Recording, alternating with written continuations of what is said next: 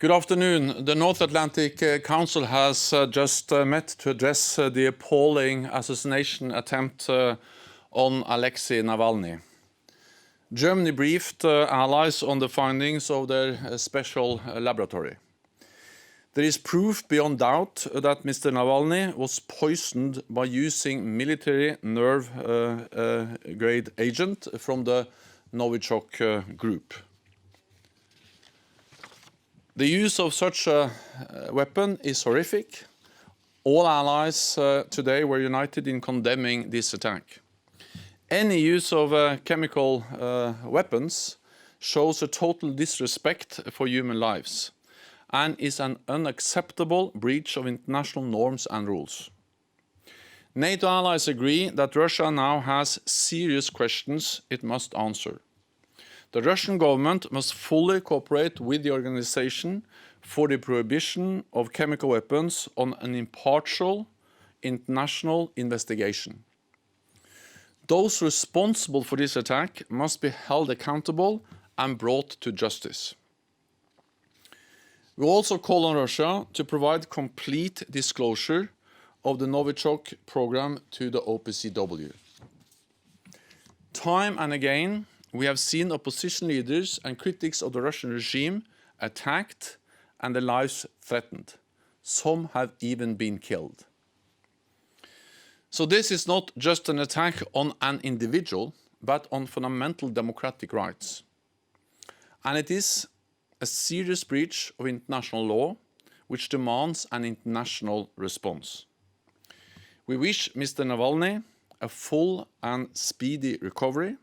Our thoughts are with him and his family, and allies will continue consultations and consider the implications of this incident. And with that, I'm ready to take your questions. And for the first question, we will go to Terry Schultz from Deutsche Welle. Hello, Mr. Secretary General, can you hear me? Yes, I can. Okay, I can't hear you back, but I'm going to go ahead and ask. You might get off easier than usual on this. My question is, last time there was the allegation that Russia, that at least Russian nationals used Novichok, albeit on NATO territory. 7 Russian diplomats were expelled from the NATO mission. Yet it appears that if in fact Russia is again responsible, that is not a deterrent.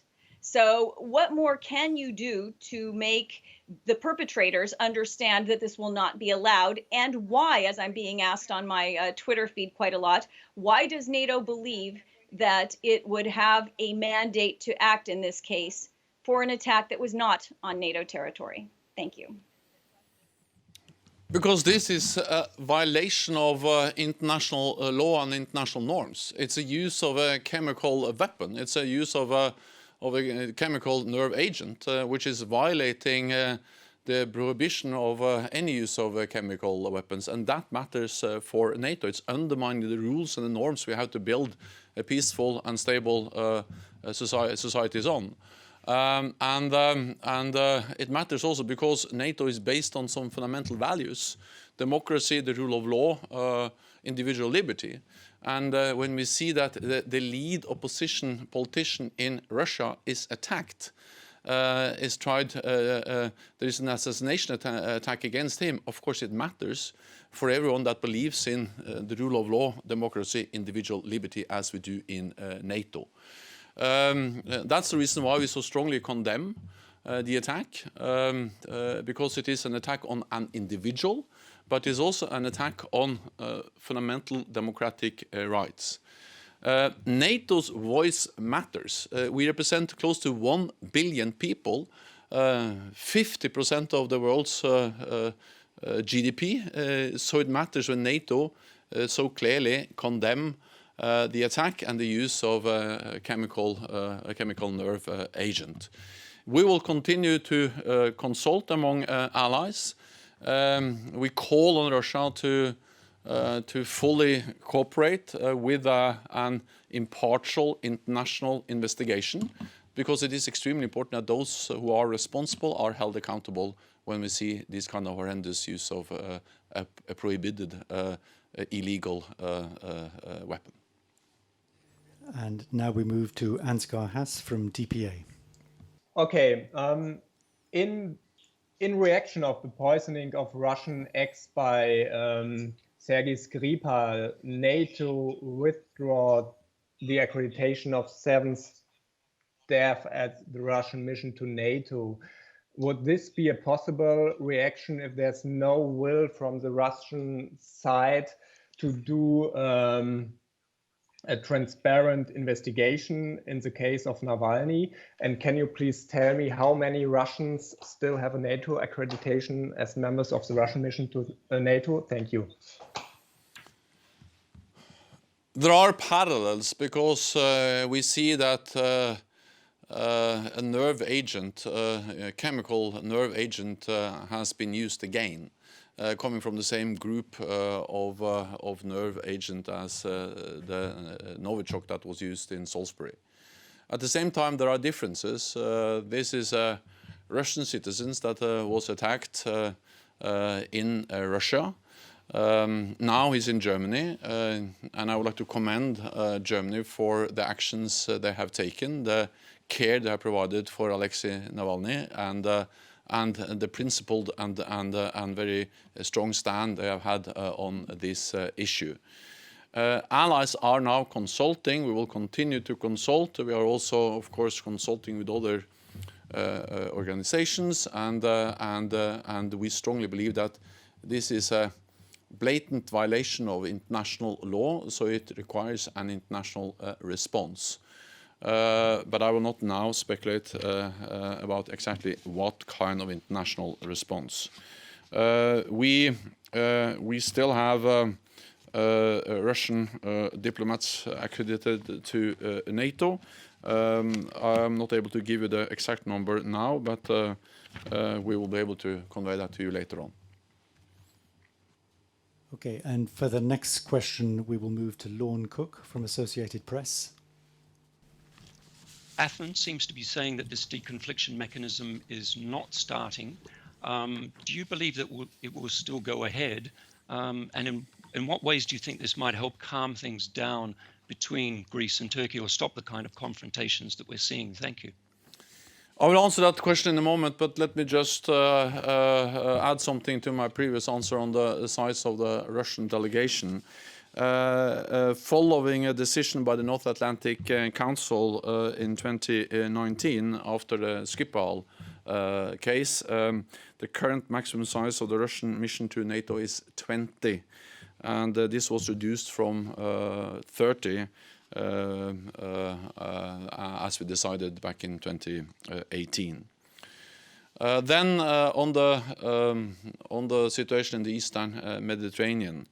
So following my discussions with both Greek and Turkish leaders, the two allies have met already for technical talks here at NATO. The aim of these talks is to establish mechanisms for military deconfliction. To reduce the risk of incidents and accidents in the Eastern Mediterranean, no agreement on the mechanism has been reached yet. These are technical talks rather than negotiations on the underlying disputes between Greece and Turkey. And as such, they are meant to complement, not replace, the efforts led by Germany for political mediation towards de-escalation. Greece and Turkey are valued allies, and NATO is an important platform for consultations on all issues that affect our shared security. So what we speak about is technical talks to try to establish mechanisms for deconfliction. Okay, we will try for one more question from Thomas Kuczka from FAS. Thomas, can you hear us? I can hear you. Thank you. As Secretary General, I have a follow-up question to the previous one from Lorne. My understanding is that for these technical talks, the two parties are not required to withdraw their military vessels from the disputed areas. It's just about deconflicting them. Now Greece is Greek diplomats are saying that they still asked for the precondition of any talks that Turkish ships may be removed. Can you please clarify this, whether you got a clear commitment from Greece that they will proceed even when Turkish ships are still in the disputed areas? That's the first part of the question. And the second is, when and at which level will these talks be held at NATO? Thank you. Well, these talks have already started. They have already met, and they meet at military level. These are technical talks. And I think that it is important to distinguish these technical military talks from the negotiations that Germany is trying to initiate and create a framework for. The German efforts, and I discussed this also with Chancellor Merkel last week in Berlin, they are aiming at establishing negotiations addressing the underlying problem and to de-escalate. And that is about addressing the underlying problem of disagreement between two allies on delimitation lines, the extension of exclusive economic zones in the Eastern Mediterranean. That's one issue. That's addressed by Germany, which are now conducting mediation efforts to try to get those talks up and running.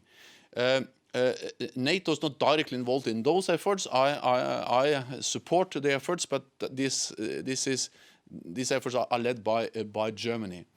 They address the underlying problem. What NATO is doing, what I am trying to do, is not to address the underlying problem, but to deconflict and to try to develop and enhance mechanisms for deconfliction.